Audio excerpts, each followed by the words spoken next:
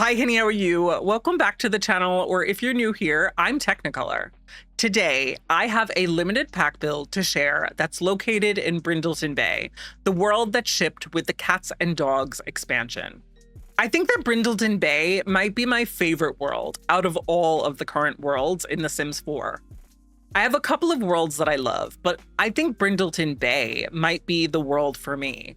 Cats and Dogs was the first pack I ever bought for The Sims 4, and actually, it was bundled with the base game when I purchased it. So I've really only ever known The Sims 4 with Cats and Dogs.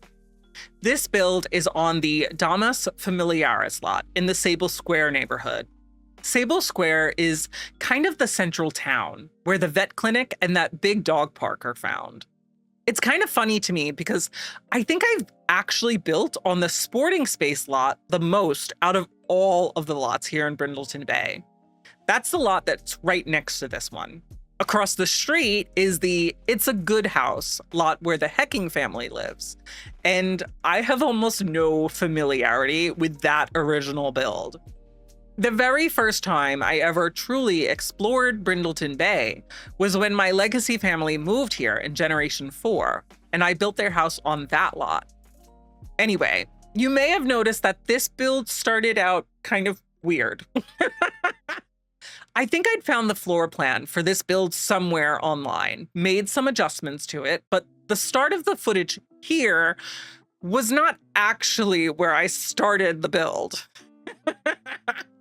I'd started working on this, then got distracted and stopped recording. Eventually, I came back to it, and then realized that I wasn't recording once I was finally happy with the floor plan. Then I needed to bulldoze and start rebuilding, so I legitimately just made each of the rooms as best as I could remember, and then got back to work. What a weird way to build. Basically, the idea here was to create a 2 to 3 bedroom house with a solarium because I really wanted to build with the Tea Time solarium kit. Oh, I think I said at the start of the video that this is a limited pack build, but I don't think I ever said what I used. So this build uses 1 expansion, Cats and Dogs, 2 stuff packs, Laundry Day and My First Pet Stuff, and 2 kits, Tea Time Solarium and Kitchen Clutter. Honestly, the only 2 packs that are kind of integral to this build were Cats and Dogs and Tea Time Solarium. You could probably get away with substituting other items for anything that's missing if you don't have the other packs. Overall, in the end, this house ended up as a 2-bedroom house with a solarium, small laundry room, and an office. Plus, I realized near the end of the build that I could easily add another door to the office and make it accessible without going into the rest of the house. If you have businesses and hobbies, this could be an opportunity to have this office be where you meet with clients on your home lot without having random Sims just wandering around your house. The solarium, which I don't even know if you can call it that since the roof itself isn't glass, maybe we'll consider it a sunroom or something. I wanted to include something that was specifically meant as a place where you could entertain or just enjoy the outdoors without being entirely outdoors. I really do like how this sunroom has a door to the yard, and you'll see towards the end of the video that I gave this treatment to almost be an extension that was added onto the house later on. Moving into the kitchen, I wanted this space to kind of act as a hub that could lead to 2 dining spaces, a formal dining area, as well as the sunroom, which I ultimately add a dining table to.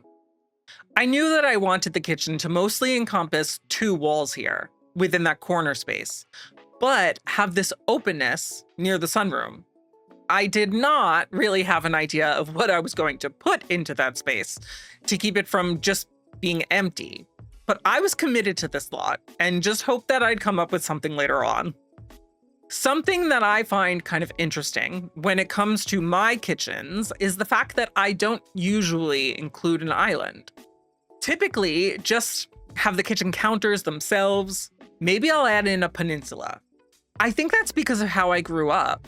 My parents' kitchen only had 2 walls with counters, and they only added in a peninsula when they renovated. And even then, it was not used as a breakfast area or anything like that. It doesn't even have the countertop that extends out to put bar stools underneath. It can be really entertaining to watch back my own build footage because it's so interesting to see where I get distracted and why. For instance, during this segment, I've decided to put a window over the kitchen sink. And after I've picked that out, I realized that I should add more windows to the build before moving on. I'm not sure if this is odd or not either, because my boyfriend can get so frustrated when he sees me building because I can and will spend so much time deciding on windows and other exterior things before even putting furniture in or having a full idea for the floor plan. But sometimes you just need certain things to look a specific way on the outside. And even if you adjust them later on, I don't know, sometimes things become an afterthought to me. And it might not be obvious to you, but it will always stand out as an afterthought to me. As for overall decorating of the kitchen, I decided to go with the kitchen clutter kit. This is probably one of the best clutter-based kits that we have, and I think it makes sense to use here. None of the other packs excel, really, in kitchen-based clutter, so I thought it would make sense to use this kit with them. The base game, obviously, has some kitchen clutter, but I felt that this would help the build look more lived in, especially because the base game doesn't have a ton of options.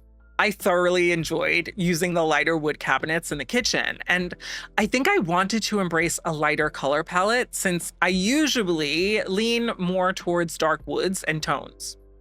This is also where I think I made a few decisions about layout. Originally, I was planning on putting the laundry in the kitchen, but I felt like it should be switched to inside a small room instead. The only thing was that then I found it kind of a challenge to find space that I could steal from. I wanted a pretty large primary bedroom's bathroom, so I could really only take space from that little hallway and the guest bedroom. I felt like it made the most sense to take the main space for the laundry room from that guest bedroom, but then made an angled wall leading up to the primary bedroom. Otherwise, that little hallway just felt so constricting. While I was working on the bathrooms later in the build, I realized that this bathroom here did not need to be anywhere near as large as it currently is, so this hallway feels much better sized in the final build. I also had the perfect space for a chimney, and therefore a fireplace here in the living room. But the only issue with fireplaces that are a bit taller, like this one, is where to put the television. I think I might have used this trick with this specific fireplace once before, but usually I only use it with the fireplace from the Life and Death pack. My trick is to use the tool mod to place a wall-mounted television at around the right height for the upper part of the fireplace. With this one, it'd be where the mirror is, and then pulling it forward through the fireplace object so it's now mounted on that instead of on the wall. I know I've done things like that before in builds, and sometimes the game allows it and other times it doesn't, but it's always worth trying, in my opinion. Actually, I did do something kind of funky with the television this time, but in the bedroom. I haven't had a chance to open my game and explore it since I finished working on this build, so I'm just hoping it's still going to be there and working when I do our tour at the end of the video. We'll see. In this living room, however, I did something that I don't think I've ever actually had the opportunity to do. I have the fireplace on one wall and the television on the opposite wall, with the couches in between facing each other. I think this room itself must be larger than I normally allocate for my living rooms, but I was really happy with the size of this space.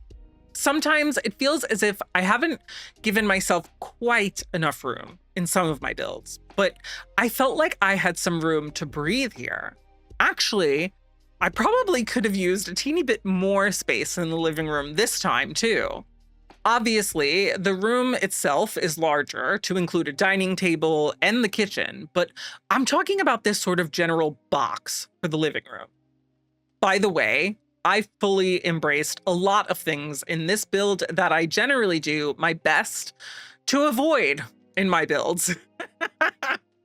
I'm not entirely sure why, but I do not really love the overall look of most of the furniture in the Cats and Dogs pack. It just feels geared towards an older style, which is not my own at all. Plus, sometimes I think that if we had more swatches or more varied swatches for these items, I'd be able to use them more. For some reason, I've been thinking a lot about one of my favorite movies that I surprisingly haven't watched in a long time. You've Got Mail. I feel like this pack could be used for the main character style, but there's just something a little bit off about it.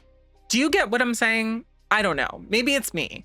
Not that I hate this furniture by any means, but I think it can be a challenge to use in a lot of builds. Especially because this pack seriously suffers from not having consistent swatches across all items. But that's a whole other story. What is working for me here, though, is how open the living room itself is. You can definitely fit a few people comfortably, but then adding in 4 armchairs just gives it that extra cozy vibe. This very much feels like the kind of living room you'd find in a coastal house, in my opinion. I also borrowed a trick from someone in my community where I placed a few of those small dressers from Laundry Day together to make a longer cabinet as my television stand. It looks fantastic here. I even found some room over by the window next to the front door to fit in a writing desk. I think because the chair itself isn't slotted to the desk itself, your Sims might not use it. But feel free to snap it into place. I just wanted the chair angled off to the side. You know, for the vibes. Speaking of desks, I went with a different desk for the office itself, so it wasn't too matchy-matchy. Sometimes it feels like, what, you went to the store and got a 2-for-1 deal? Why are we using the same piece over and over again? Especially with a desk, you can really only do so much to style it differently. I've also been embracing this thing in my offices more recently, where I'll set it up where there's the main desk with the desk chair, but then 2 chairs opposite. Almost like if you were to go somewhere to consult with someone, like a lawyer or something like that. This layout worked perfectly for me in the end because you'll see that I add a door to the front steps here. I would be so interested to see how this build works with the businesses and hobbies pack. I'm not entirely sure what small business types you could use that would allow this kind of setup, and I'm sure you'd need to make some modifications, but I bet it could work fairly well. I also designed this office space as if it were for someone who probably isn't in their office all day. They have bookshelves and decor, but maybe they do some work in here and then spend most of the day outside doing something else. For instance, picture Jessica Fletcher here from Murder, She Wrote. She'd be here typing away, working on her next novel 1 minute, and out the door solving Cabot Cove's most recent murder mystery the next. The bedrooms were also really fun to work on. I wanted a large primary bedroom and a smaller guest bedroom with 2 one-person beds. Usually I hate this, especially as an adult with a partner, because it's just not as realistic. But who knows what the situation here could be? I think it's important to start thinking about my builds in that way and how I can make more varied homes. Geez, I should probably also work on more community builds and not just homes. Not today, though. For this guest room, I almost raged for a bit because of the Cats and Dogs pack's fun little quirk where not all of the items have matching swatches. Like, there's just 2 items or so I can think of where there's this more rustic sort of treatment to the wood finish, and those swatches might match each other, but not all of the others.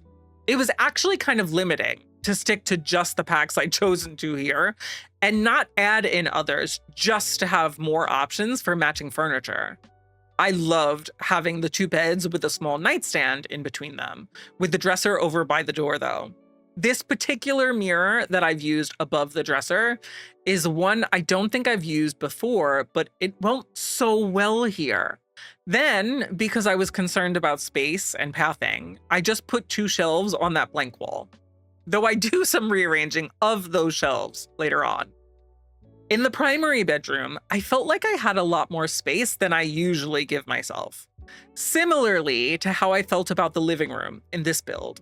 So it was nice letting myself play around with that. Here, I added a small seating area in front of the big picture window because this would be a lovely spot to just curl up with a coffee and good book. With a pup at your feet, or more than likely taking up the other armchair. Here is also where I did that funky television treatment. I've been seeing a lot of people mounting their televisions, particularly those art frame sort of TVs, on an easel in real life. I don't know why I've never attempted to do it here in The Sims, but I fully went for it. I hope it works and stays as is, because sometimes the gallery will just delete things occasionally, but we'll see.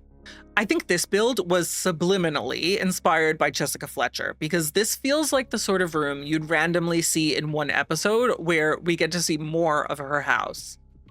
I should build her house. My boyfriend has wanted me to for quite some time. I just haven't had the creative energy to tackle it, I think. Maybe I'm getting there, though. I think this past year has been quite difficult on me. If you didn't know, I had 2 kidney stones for like 8 months, and then finally had surgery to remove them in March. I feel like I'm learning to live and be a person again, because dealing with that pain and not knowing when the hardcore pain that lasted basically all day would flare up. Months. Can you believe it?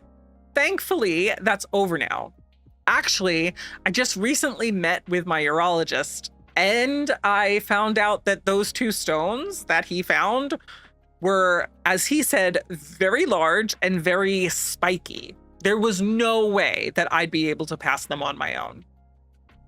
I love this Tea Time Solarium kit, and even if this room can't technically be called a solarium, I guess because the roof isn't glass, I really adore having this addition to the build. There isn't a ton to it, but I think it's a really nice inclusion. I'm surprised that I haven't seen a ton of other builds using this kit since it came out either. I decided to include the footage of the bathrooms in this build because, honestly, I never do. And I can't tell if that's weird or not. It's super easy to cut them out for timing, but this build was actually a lot shorter in length than I expected. The footage itself was just a little over 5 hours, which is almost unheard of for me, at least lately. It took me a little bit of work to figure out how I wanted the primary bedroom's bathroom to look. I already had decided on making a separate room for the toilet, but as I mentioned earlier, the space was just too big. I really like the bathtub from Cats and Dogs, but don't love that there isn't a shower that would match well. Plus, some of the shower options we have are tub shower combos, so it wouldn't make sense to have that and a standalone tub. Once I'd settled on just including the tub itself and not including a shower, that's when I realized I could make this room smaller, which made that hallway bigger. I wanted to add in 2 sinks, but using these sinks from the pack twice would look odd next to each other, and I didn't want to spend time making something more custom. So I just went with 1 sink. I also added in a small dresser for linens or towels or whatever, and then a small ottoman or stool to sit on next to some blankets. I think this made the room feel more pulled together. The main bathroom, while smaller, is pretty much the same thing, and just your typical bathroom. Again, I am not a bathroom designer, so all of my bathrooms kind of end up looking the same, but I did like adding the baskets on the wall above the tub with some more decor. Now we're starting to finally add those last-minute details and work on a big chunk of the landscaping. So, while you're watching that, I thought I'd take the opportunity to talk about a few things outside of this build. If you didn't know, Electronic Arts, or EA, the publisher of The Sims, announced last year that they would be going private in a $55 million sale this year. And that could be happening sooner than you might think. I'm not sure if this is something that's been on the radar of a lot of gamers or even just simmers in general, but I think it's worth talking about, even though I am both a Sims partner and in the EA Creator Network, because of how this sale could negatively impact us as gamers. This sale is something that's called a leveraged buyout, and this would be the largest leveraged buyout in history if it goes through this summer. If you're a returning viewer, you know that I've been very vocal about my position on this whole EA deal, but if you're new here, I hope you'll hear me out. I think it might be easier to put this sale into perspective and just solely in terms of The Sims 4 first. Currently, we have expansion packs, game packs, stuff packs, and kits. And as you are well aware, once you add all of those up together, well, being a simmer can be expensive. Sure, some people have been holding out hope for a The Sims 5. While it seemed like we might get that with Project Renee, it looks like that's just going to be a sort of additional game within the Sims franchise. I don't think that The Sims 4 is going anywhere. So that just means we'll likely see more content coming to the game in the form of packs and such like that. Actually, just recently, they announced something called the Marketplace, where you'd be able to purchase all kits, those made directly by The Sims and others called creator kits, alongside maker packs. They've since reversed their decision to pull kits from other storefronts like Steam and Epic Games and have them locked behind the Marketplace. But this whole idea is exactly the kind of thing you can expect to happen going forward in The Sims 4 if this buyout goes through. The whole point of a leveraged buyout is to have investors or the buyers assist the bought out company with its debt, which in this case is EA. To make their investment worth it, they pull back on things we want, like new and innovative packs, free content, and likely even the people working on their games. Instead, they serve us shiny new monetization schemes, like the Marketplace and its virtual currency, hoping you won't notice that you're spending more money to get less. And don't get me wrong, this isn't really helping the makers either, though please don't harass any makers you see making content for the Marketplace. Makers get hurt by this because they're only receiving a cut of the proceeds from the sales of their maker packs, if not a simple sum for making the content and giving EA the exclusive rights to it. And if we lose real people, artists, who make the content for us in-game, that means makers are likely going to be churning out most of the content for a lot less than staff would. Or even worse, we'll start being sold AI slop. Now, just imagine all of that, but instead of just happening in The Sims, it's on a much larger scale because EA publishes a lot of games. This is going to impact a lot of us gamers, even the ones who don't even play EA games. This is going to make things harder for indie developers too, and it's even setting a precedent for other game publishers. On top of all of this, the buyers in this sale are Saudi Arabia's Public Investment Fund, PIF, Affinity Partners, and Silver Lake. If you do some research, these buyers do not seem to have the same values that The Sims, meaning us as players and The Sims teams themselves, do. If you've enjoyed seeing The Sims 4 bring so much incredible representation to the game, please know that prioritizing that representation will not be at the top of their list. They could remove, limit, and even stop those inclusionary practices that we've seen cross packs and free content updates. I'm going to include a link to a petition by Players Alliance on Action Network that aims to block this deal. If you feel so inclined to sign it, please do. But I urge you to do your own research and see what you learn about this buyout and how it could impact us all as gamers. Don't just take my word for it. Moreover, reach out to your local representatives. Heck, even let The Sims and EA know your thoughts. I mentioned at the beginning of this whole news update that this sale was announced last year. While members of the US Congress have already called upon the Federal Trade Commission to do a thorough review of this deal before it officially passes, we're sort of running out of time here since that happens this summer. Anyway, back to the build. As you can see, I've put down some trees, bushes, and fencing. I am very clearly not the best when it comes to using terrain paint for actual pathing, but I tried, and honestly, that's all that matters. You get better with practice. But yeah, I loved using the flooring that I used in the backyard, and this terrain paint blends in seamlessly to it. I wanted to have a sort of narrow kind of backyard space that opens up into a larger space on the side of the house. Then I just had used some other shrubs and flowers to decorate around the fencing and having that terrain path lead to the front door. Inside, I start putting down flooring and wall paint. It took me a little bit of time to decide what type of wood floors I wanted, but I settled on this one from Cats and Dogs that's neither really dark or light. Kind of just in the middle, which I think makes sense for this build. I used that wallpaper from the pack, but in a much lighter swatch than I normally do. I was surprised at how nice it looked in the main living space. I thought that given the furniture and some of the other decor was lighter, it would be too much, but I really don't think so. I used kind of similar wall paint for the office and guest bedroom. More paneling, I guess. And I actually really like this one. I feel like I've heard other people dislike it, but it's one I regularly will run to if I need something with paneling. Back outside in the yard, I added a few lights along the fence line to help brighten up the back of the house at night. Then I remembered to add a light at the front of the house, but since I had this extra door for the office, I felt like I needed some sort of signage here to help indicate that there would also be a business here. Let me tell you, there are virtually no great signage options in the base game or any of these packs, unless you're specifically looking for something pet related. So it took me a little bit before I found something that worked with the hanging sign I'd picked out.